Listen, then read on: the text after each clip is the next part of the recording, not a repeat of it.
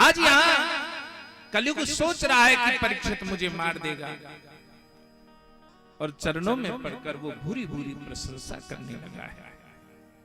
तनमे धम्रताम श्रेष्ठम स्थानम निर्देष्टमेरसी यत्र वन्यतो वतस्य अतिष्ठते अनुशासनम। आप धर्मात्माओं में श्रेष्ठ हैं। किससे कह रहा है? परीक्षित से कह रहा है। कौन कह रहा है? कलयुग कह रहा है। आप कौन हैं? धर्मात्माओं में श्रेष्ठ हैं। अच्छा, यत्र वन्यतो वतस्य अनुशासनम। महाराज आप मुझे निर्देश दें, मैं कहां रहूं? सतयुग, त्रेता, द्वापर, कलयुग, ये चतुर्युगी गणना है और मुझे आना पड़ेगा। समय के अनुसार परिवर्तन आवश्यक है। दिन के बाद रात, द्वापर का समय पूर्ण होने जा रहा है, मुझे तो आना पड़ेगा। मैं कहां रहूं? मेरे रहने के लिए आप स्थान बता दें। तो भैया बताया है, द्यूतम तमानम स्त्रिया सुना यत्रा धर्मश्चत्रविदा। 4 स्थान दिए कलयुग को। किसने? परीक्षित ने। कौन कौन से स्थान है? आप लोग ध्यान रखना। यदि आप इन चीजों का प्रयोग कर रहे हैं तो कलयुग में जी रहे हैं। यदि आप इन चीजों का प्रयोग नहीं कर रहे हैं तो सतयुग में जी रहे हैं। पहला द्यूतम, जहां जुआ खेला जाता हो वहां कलयुग का वास है। भैया त्रेता में, द्वापर में जुआ खेला गया। कहां खेला गया? हस्तिनापुर में। कौरव और पांडव जुआ खेलते हैं। इसके कारणवश उन्हें दर दर का भिखारी बनना पड़ा। द्यूतम, जहां जुआ खेला जाता हो वहां कलयुग का वास है। पानम, जहां किसी प्रकार का नशा किया जाता हो, भांग का, सुल्फे का, गांजे का, बियर का, रम का। बहुत से लोग कहते हैं बियर तो जौ को पानी, कोई बात नहीं। गधा ना रेंगता है तो गधई को काई और को। जहां किसी प्रकार का नशा किया जाता हो वहां कलयुग का वास है।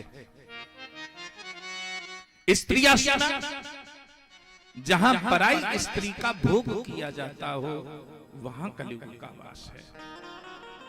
यत्रा धर्मश्चत्रविदा, और जहां हिंसा है, जहां एक जीव दूसरे जीव को, यानी जो मनुष्य शरीर में दूसरे जीव को मारकर खाता है, ग्रहण करता है, वहां कलयुग का वास है।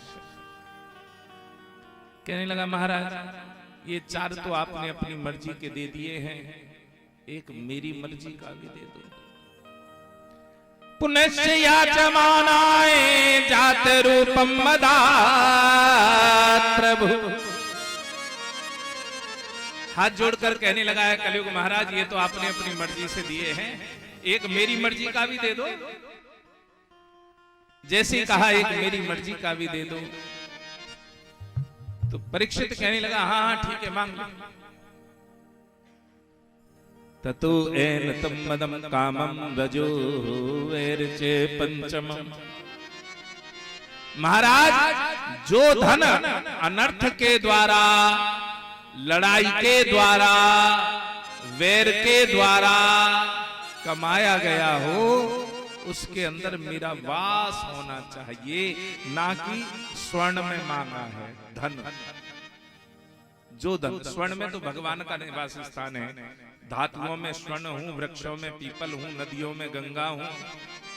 ये तो भगवान गीता में स्वयं कह चुके हैं।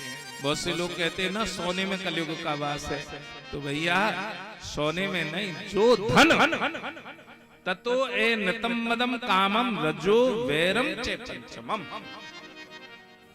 जो धन वैर के द्वारा कमाया गया है, लड़ाई के द्वारा कमाया गया है, उसके अंदर कलयुग का वास है। भैया परीक्षित के शीश के ऊपर काल मंडरा रहा है और उनके मुख से निकला तथा अस्तु। और परीक्षित के शीश के मुकुट के ऊपर कलयुग प्रवेश कर गया। कारण क्या है कि जो आज परीक्षित ने अपने शीश के ऊपर मुकुट पहन रखा है, वो मुकुट किसी और का नहीं, वो जरासंध का मुकुट है, जिसे उनके दादा भीम, अर्जुन और कृष्ण छल के द्वारा मार कर लाए थे।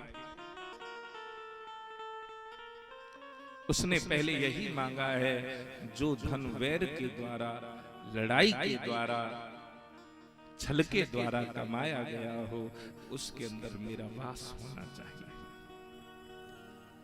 परीक्षित के शीश के ऊपर कलयुग प्रवेश कर गया, और जब कलयुग प्रवेश कर गया तो आज यहां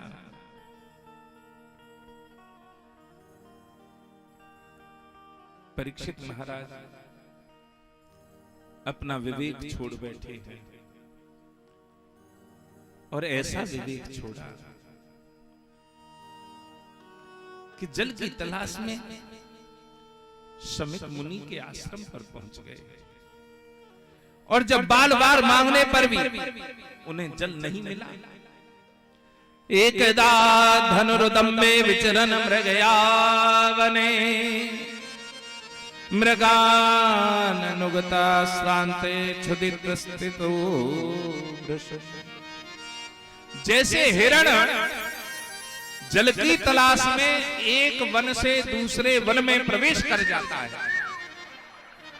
उसी प्रकार से यहां राजा परीक्षित जल की तलाश में एक कुटिया से दूसरी कुटिया गए, और शमिक मुनि की कुटिया में देखा है बार बार जल मांगने पर भी जल नहीं मिलता। क्यों? जलाशय मचक्षाड़ प्रविवेशे तमाश्रम, ददर्शं मुनिमाशीनं शांतम मीलितलोचनम। बार बार मांगने पर भी जब जल नहीं मिला तो एक मरा हुआ सर्प धनुष की नोक से उठाया, विनिर्गक्षे धनुष कूटया निधाई पुरमागत। बार बार मांगने पर जब जल नहीं मिला तो एक मरा हुआ सर्प उठाया और धनुष की नोक से शमिक मुनि के गले में डाल दिया। शमिक मुनि के पुत्र थे श्रृंगी ऋषि। जब उन्हें पता लगा कि मेरे पिता के गले में मरा हुआ सर्प डाल दिया है तो क्रोध में भर गए और उन्होंने परीक्षित को श्राप दे दिया। इति लंघित मर्यादम तच्छका सप्तमे हनि दक्षयतेशं कुलंकारं चे उदितो मे पितुद्रहम्। तूने मेरे पिता के गले में मरा हुआ सर्प डाला है, इसलिए मैं तुझे श्राप देता हूं, तक्षक सर्प के डसने के द्वारा 7 दिन के अंदर तेरी मृत्यु हो जाएगी। भैया बालक श्राप तो दे देता है, लेकिन जब दहाड़ मारकर रोने लगा तो पिता की समाधि टूटी। पिताजी ने पूछा क्या हुआ, उन्होंने पूरी बात बताई तो गुरुदेव कहने लगे हैं, शमिक मुनि कहने लगे हैं, तृष्कता विप्रलब्धा सत्ता चित्ता हतापि। भगवान के भक्तों में कभी बदला लेने की इच्छा नहीं होती। जिसके अंदर बदला लेने की इच्छा होती है वो भगवान का भक्त नहीं हो सकता। पहला, चाहे दूसरे कितना भी अपमान करें, धोखाधड़ी करें, गाली गलौज करें, आक्षेप करें, मारपीट करें, लेकिन उसे बदला लेने का कोई मन नहीं है। और तूने बड़ा गलत किया है, ऐसे राजा को श्राप दे दिया। न भूतो न भविष्यति, ऐसा राजा ना हुआ है न होगा। शमीक मुनि ने एक शिष्य को भेजा और जब राजा परीक्षित को बताया गया कि तुम्हें मुनि का श्राप लग गया है, से साधु मेनी नचरेण तच्छिका नलम प्रत्यस्य विदग्ध कारणम, कि तुम्हें तक्षक सर्प आकर डसेगा, तो यहां राजपाट छोड़ दिया है और परीक्षित की विरक्ति का कारण बन गया है। क्या? ये श्राप। जब उन्हें पता लगा कि 7 दिन के अंदर मरना है तो सब छोड़ दिया।